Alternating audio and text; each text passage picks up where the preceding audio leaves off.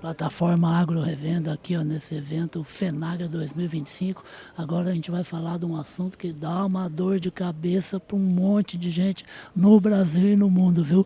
O assunto aí é a respeito de defesa de mercado, a respeito das novas aspirações de quem quer tratar melhor da produção agropecuária, do planeta, da fazenda, do campo.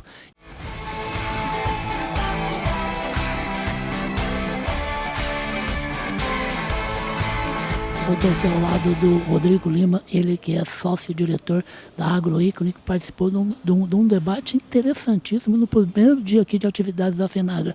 Falar de um assuntinho complicado que é normativas europeias, aí, como é que os países, e principalmente o bloco europeu, né, que é visto até um pouquinho aqui com uma certa raiva pelo pessoal aqui do Brasil, falou a respeito dessas normativas, a opinião dele sobre elas, o que tem de ponto positivo, o que não tem. Em primeiro lugar, bem-vindo aqui ao Papo Prateleira, tá, Rodrigo? Eu que agradeço, é um prazer. Rapaz, fala, assuntinho duro esse aí, rapaz. Como é que faz? Qual a melhor maneira de se posicionar diante de uma coisa que a gente não está na nossa mão?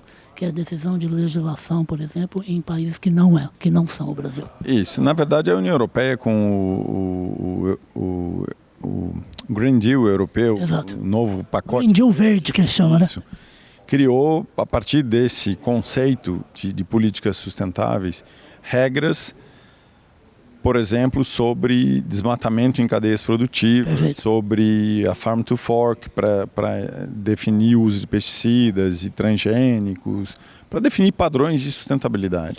Definir o que eles querem e o que eles não querem. Que eles entendem que é o adequado no mundo e cobram os terceiros países. E aí, em relação ao CBAM, lá de medida de carbono na fronteira, e em relação ao desmatamento, eles criaram a regulamentação de devida diligência para combater desmatamento nas cadeias produtivas.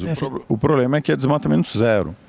Não importa se é legal ou ilegal. Não importa se é legal ou ilegal, porque é emissão de gás de efeito de estufa. Desmatou, emitiu, legal exato, ou ilegal.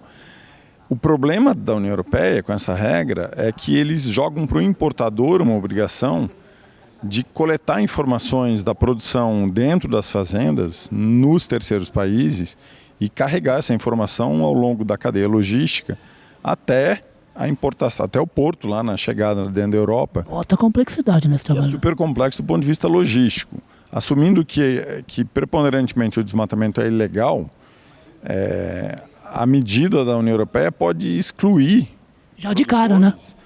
Por conta do risco de desmatamento que eles vão definir qual é o risco, não está certo ainda se vai ser por país ou por região dentro do país, por estado.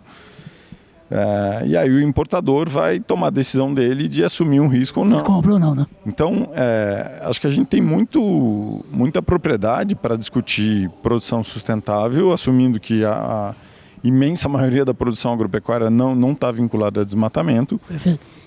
E a questão do desmatamento legal é o problema, certo? Porque é legal. E o que é ilegal a gente não tem nem conversa, né? Lei, a justiça, né? Exato. A grande questão é como que a cadeia produtiva vai manejar documentos que possam acessar o mercado europeu e garantir para o importador lá que está tudo certo com o que foi produzido. Risco de desmatamento negligenciável, sob pena do importador não querer comprar. Então pode criar uma barreira não tarifária às exportações da agropecuária brasileira, das cadeias que estão abrangidas, né? Que no caso não é mesmo, né? Mas você discorda um pouco, você fez uma cara... Uma barreira não tarifária. Se efetivamente o importador não quiser comprar, vai barrar a exportação brasileira. É uma questão ambiental, né? Por conta de uma questão ambiental, sim. E o que fazer? Primeiro, um monte de agente na cadeia produtiva do agronegócio brasileiro, né? Qual a melhor atitude a ser tomada por fazendeiro, por líder de associação, líderes representativos, pela indústria? Eu acho que o produtor ele tem que cumprir a lei, para começar, certo? O desmatamento legal é outra conversa. Certo. Se ele tiver direito de desmatar legalmente, ele tem que ter autorização. Você até ressaltou bem isso na sua apresentação. Ele tem que ter autorização, e aí como a cadeia, como a trading, por exemplo, ou o frigorífico vai excluí-lo porque vai ter risco. A União Europeia aí é uma questão complexa. Agora, o que o Brasil está fazendo, do ponto de vista do Ministério das Relações Exteriores, Ministério da Agricultura, é conversando com os europeus por conta do próprio acordo da União Europeia-Mercosul, que tem um canal de diálogo lá dentro para discutir essas questões. Então, preponderantemente o desmatamento é ilegal. Europa, Se você simplesmente jogar para o seu importador a decisão de olhar para o risco que você vai definir e ele aceitar comprar ou não, será que você vai estar efetivamente contribuindo para reduzir desmatamento no Brasil? Sim. Aí vem o uso do cadastro ambiental rural. Perfeito. A regularização do carro. Para poder efetivamente passar uma informação positiva sobre as áreas produtivas no Brasil, Perfeito. em relação a desmatamento e em relação à conservação, que é um diferencial da agricultura brasileira. Exato. Então, acho que a gente tem muita bala na agulha, se eu pudesse chamar assim, para discutir essa questão de desmatamento. E a Europa precisa conversar com o Brasil, e isso está acontecendo do ponto de vista de gestão de desmatamento e os vários vetores que causam desmatamento, porque é muito conveniente dizer que todo desmatamento que acontece se dá em função da agropecuária, Certo. o que não é verdade. Exato. E eu finalizo dizendo que o exagero europeu de seu desmatamento zero mostra que a discussão de gerir desmatamento nas cadeias produtivas é um problema comercial e ambiental. Perfeito. Que não pode ser menosprezado, porque se a China quiser um documento que exija que não tenha desmatamento ilegal, a gente vai ter que ser capaz de prover. O Reino Unido está indo para a mesma direção para aprovar uma regra que vai ser desmatamento ilegal. E aí, o que a gente faz? Então, o MAPA está trabalhando lá com a plataforma Agro Brasil Mais Sustentável, que vai ajudar nisso. Então, isso acho que mostra que a gestão de desmatamento é um tema super importante, que o agro tem que se descolar do desmatamento, até porque ele não é o principal vetor do desmatamento que acontece no país. Existe uma posição, queria saber a sua opinião, muita gente que acha assim, é melhor para muita gente que fornece produtos para outros países, né, como o caso brasileiro, né, produtor brasileiro que vende para outros países, e esquece da União Europeia e se preocupa com outro tipo de consumidor em outras regiões do planeta. Isso é inteligente? Isso não é? Tem pontos positivos e negativos? A agropecuária brasileira exporta 16% do que vende em média para a Europa. É inteligente abrir mão desse mercado? Pelo valor, não. É possível abrir mão desse mercado? Para o pessoal do café não é possível. 16% no agregado. O café é mais de 40% do que é exportado para a Europa. Quase metade. É possível abrir mão desse mercado? Acho que não. E aí a gente abre mão desse mercado, daqui a pouco a China cobra um documento que não tem desmatamento legal, a gente faz... Pior ainda mais. Né? Então, para mim, a gente tem que ser capaz de passar uma informação crível, transparente, séria, de estamos gerindo o desmatamento dentro das áreas privadas da agricultura brasileira. Vejam o que estamos já fazendo, para vocês conhecerem. Senão, daqui a pouco não é a Europa, daqui a pouco é a China, daqui a pouco é Reino Unido, daqui a pouco os Estados Unidos. O Trump vai vir com esse tema aí. Aguarde. Você mesmo falou na sua apresentação, esse é o caminho, né? Assim, gostando ou não gostando a gente, porque fica de olho no fim do caminho, né? Especialmente porque se a gente tem o Código Florestal, que passa uma informação positiva de conservação e de restauração do que vai ter que ser restaurado para quem tem passivo de APP reserva legal, que aí vem todo o processo de implementação do código, que ainda depende de avançar no CAR e toda essa agenda. Por que a gente não usa o CAR como passaporte verde da produção brasileira e estampa no produto brasileiro conservação de vegetação ativa, né? Como carbono e biodiversidade? Porque está faltando avançar na agenda de implementação. Então, acho que os estados têm um papel político a nível estadual de amadurecer e aprofundar a validação de cadastro ambiental rural. Estados como Mato Grosso e São Paulo estão avançando muito nessa agenda, Espírito Santo, mas a gente tem 27 estados, precisa 26 mais DF, precisa evoluir nisso. Porque senão a gente fica, temos o código, tem estimativas de conservação, mas não está validado. Até quando não vai estar validado? Sim. Acho que são as nossas tarefas, né? Enfraquece os ativos que a gente tem. Perfeito. E fala uma coisa, aí para fechar mesmo, como está cansado, um dia inteiro aqui de debate, fala uma coisa, e muita gente critica um aspecto meio até circense que seria as COPs, independentemente do Brasil, todas, né? É um espaço que dá para se ter uma conversa séria a esse respeito a favor do agro brasileiro? A pergunta é muito boa. As COPs são grandes conferências ambientais, né, de um tratado chamado Convenção do Clima e Acordo de Paris. No caso da COP de Clima, tem a COP de Biodiversidade, tem a COP de Combate à Desertificação.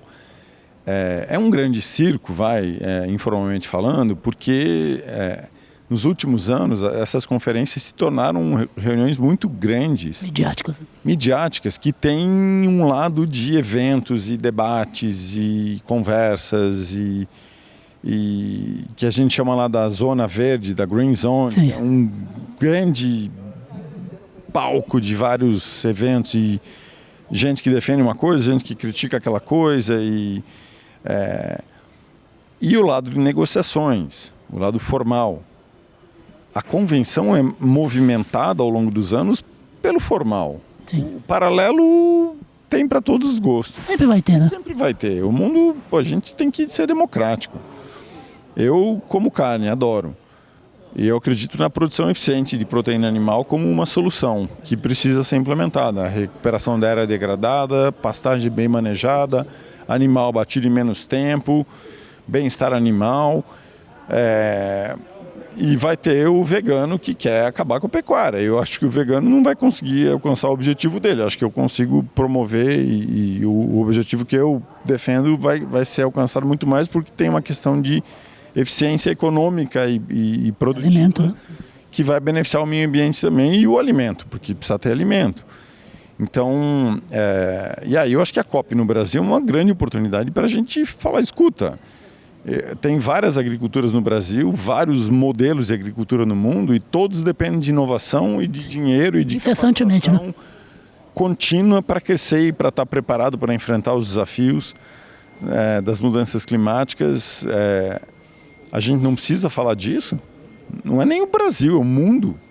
Tem 141 países que adotam ações de agricultura no Acordo de Paris.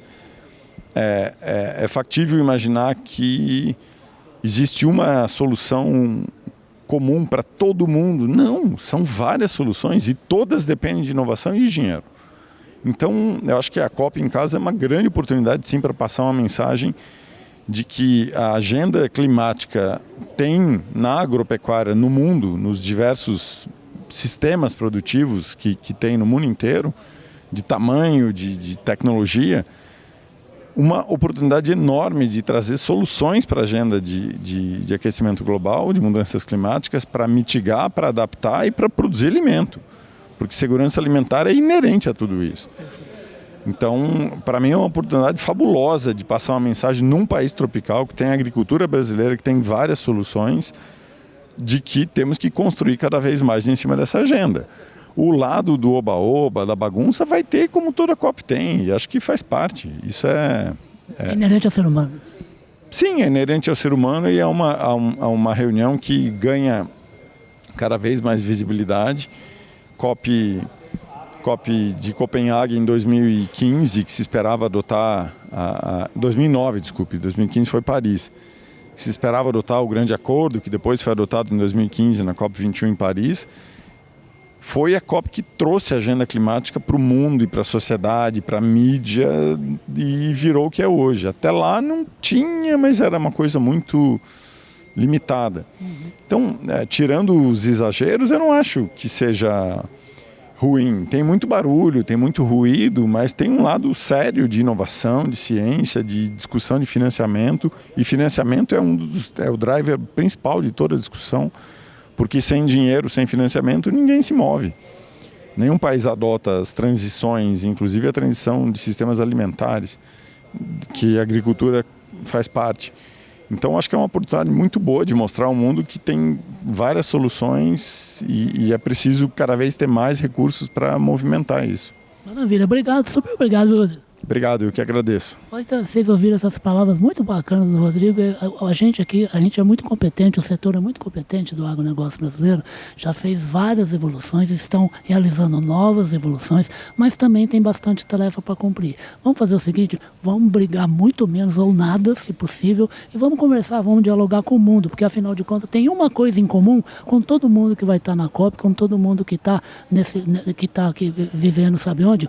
o mesmo planeta. É isso que a gente tem em comum. A gente mora no mesmo lugar. Então vamos cuidar o melhor possível da casinha, ouvindo a opinião de todo mundo e convivendo como gente civilizada. Super obrigado de novo, tá, Rodrigo? Um prazer te conhecer e ver a sua fala, que foi muito bacana. Legal, obrigado, agradeço.